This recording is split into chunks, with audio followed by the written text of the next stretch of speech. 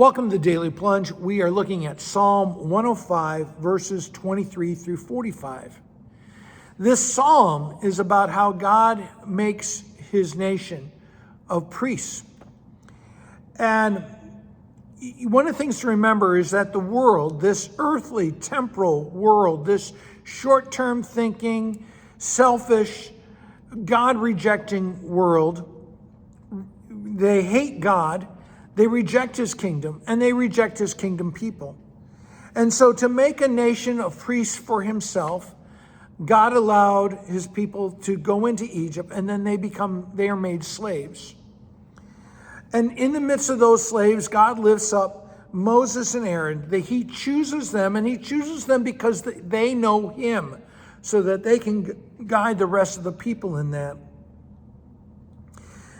In this psalm, it recalls how God has acted, how God performed his signs and wonders. They were signs and wonders for God's people, but they are plagues against Egypt. And what they really are is plagues. They are attacks against the false gods that Egypt worshiped. And so each one of the plagues is where God is taking down one of their false gods. So he sent darkness, because he showed that he was in charge of the sunlight.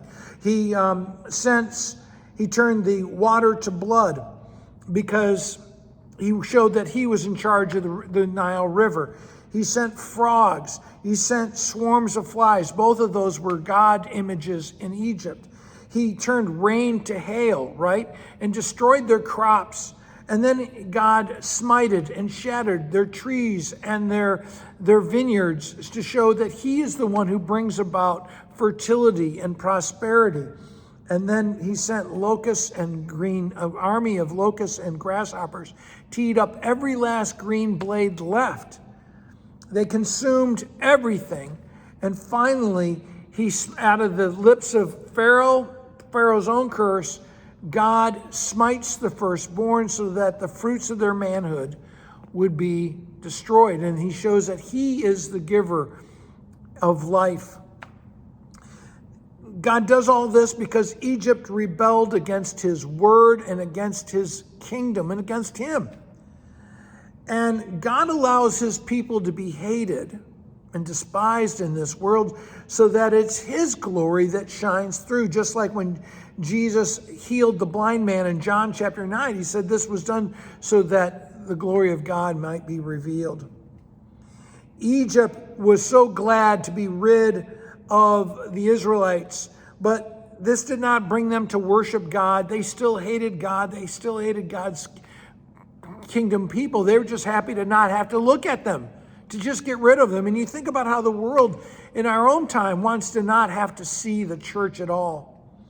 And so in verse 39, it talks about cloud and fire, quail and manna, rock, water out of rock, how God is providing for God's people and leading them through this. And in verse 43, how they rejoice in the miracles of God. And he does all this because God remembers his covenant promises to them, that he swore to make them his holy nation of priests, and that he calls them to follow his instruction, his way. In verse 45, it says, observe his laws, but really it's more like the sense of instruction, how God instructs us in his word.